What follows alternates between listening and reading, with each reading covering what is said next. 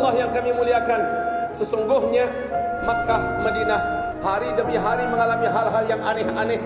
Makkah, sekitarnya dan seluruh Arab Saudi dikerubungi oleh serangga-serangga, oleh jangkrik-jangkrik hitam, oleh belalang-belalang yang sangat banyak. Mana pernah ada fenomena seperti ini, sehingga Masjidil Haram sendiri kewalahan. Puluhan ribu pekerjanya kesulitan untuk membersihkan jangkrik-jangkrik ini. Rumah-rumah penduduk bagaikan dibungkusi oleh jangkrik-jangkrik ini. Kita ingat apa yang terjadi dengan Fir'aun laknatullah alaih sebelum dia ditimpa oleh Allah dengan azab yang sangat dahsyat. Belalang yang sangat banyak, kodok, ulat-ulat berdatangan ke negeri Mesir, khususnya ke istana Fir'aun. Setelah itu Fir'aun dihancurkan oleh Allah Subhanahu wa taala beserta seluruh perangkat-perangkat dan elemen-elemen kekuatan-kekuatannya dan kekuasaannya. Ibarat Allah yang kami muliakan, Muhammad bin Salman, pangeran putra mahkota Arab Saudi, mengambil alih tampuk kekuasaan dari putra mahkota Pangeran Muhammad bin Nayef, di mana dia yang dinobatkan oleh Raja Salman sebagai raja setelahnya. Setelah dirampas, Arab Saudi dirubah 180% oleh Muhammad bin Salman. Dan sekarang Arab Saudi menjadi negara liberal. Arab Saudi menjadi negara sekuler. Musik dihalalkan, wanita-wanita diberikan kebebasan. Kemudian pariwisata dibuka dan konser-konser musik diadakan, bioskop-bioskop diadakan di mana-mana. Ulama-ulama ditangkapi, dijebloskan ke dalam penjara-penjara. Siapa yang kritis? Kalau seandainya ada media-media yang berani mengkritik sedikit saja, maka pemiliknya, aset-asetnya dibekukan semuanya, dan orang ini dijebloskan ke dalam penjara. Jamal Khashoggi hidup di Turki, dimutilasi. Dunia mengecam apa yang dilakukan oleh kerajaan Arab Saudi terhadap wartawan senior dunia ini yang berasal dari Arab Saudi, yang kritis terhadap Arab Saudi. Barometer akhir zaman bukan Indonesia, bukan Cina, bukan Asia Tenggara, bukan Afrika, bukan Eropa, bukan Amerika. Barometer akhir zaman adalah Arab Saudi. Di situ ada Mekah dan Madinahnya. Maka semua hadis-hadis yang kita baca tentang akhir zaman bisa kita berkaca di sana. Ibarat Allah yang kami muliakan, Rasul sallallahu alaihi wasallam bersabda, kiamat tidak akan terjadi sampai Sungai Efrat. Sungai Efrat ini satu di antara 3 sungai terbesar di Timur Tengah. Sungai Nil, Sungai Tigris, dan Sungai Efrat. Sungai Efrat ini sumbernya dari Turki, lehernya Suriah, bodinya Irak, dan ujungnya Iran. Nabi berkata, kiamat tidak akan terjadi sampai Sungai Efrat mengering. Bila ia sudah mengering, manusia akan datang ke sana berlomba-lomba karena ditemukan adanya gunung emas yang sangat besar dalam perut bumi Irak yang nanti akan muncul ke permukaan, dan manusia membawa senjata-senjata mereka. Dalam setiap 100 orang lelaki yang berperang di sana dengan senjata-senjata mereka akan mati terbunuh demi perebutan emas itu 99 orang, dan cuma 1 orang yang selamat. Mari kita dengarkan, tanggal 12 Februari tahun 2013, New York Times, majalah bergengsi Amerika Serikat, merilis pernyataan resmi milik NASA bahwa peneliti dan ahli-ahli kami telah melihat Sungai Efrat telah susut airnya saat ini, kata mereka tahun itu ya, 2013 Februari, saat ini telah kering dan susut airnya 60%. Menurut para ahli dan pakar kami, air Sungai Efrat ini akan susut 100% tahun 2014. Benar, Maret 2014 sampai hari ini tidak ada satu tetes pun air yang mengalir lagi di Sungai Efrat di Irak.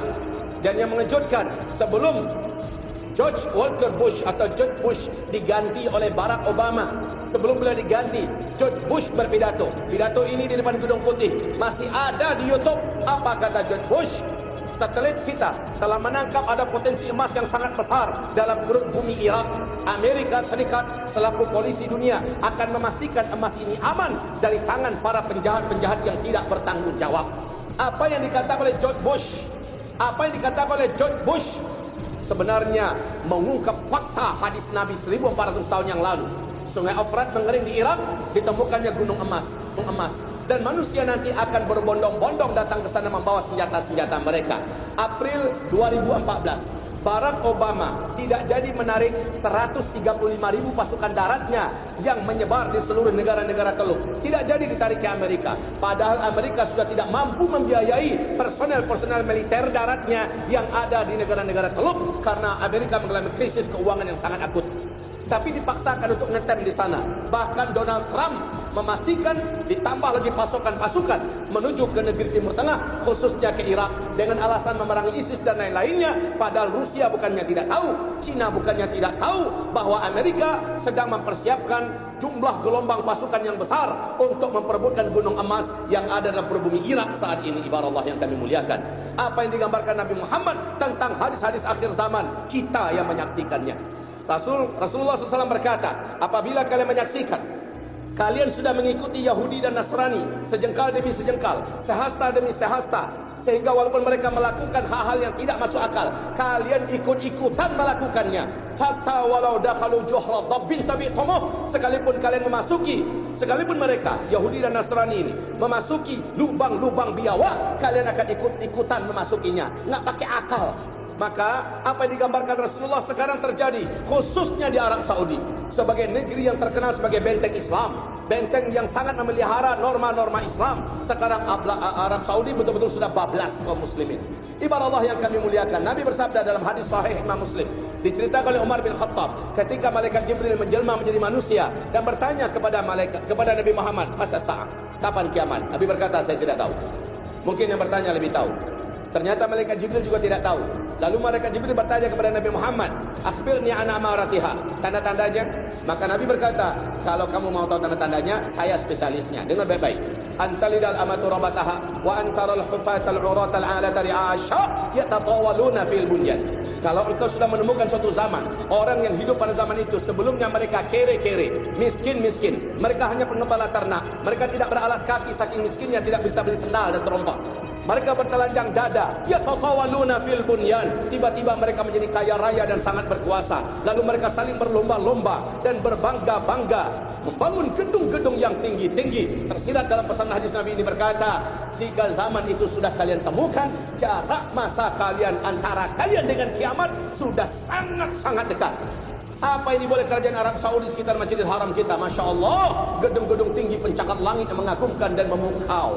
Lihat Madinah Al-Munawwarah, Masjid Nabawi yang begitu agung, sudah bagaikan tenggelam dikelilingi hotel-hotel bintang 5 yang mewah-mewah, tinggi-tinggi dan besar-besar.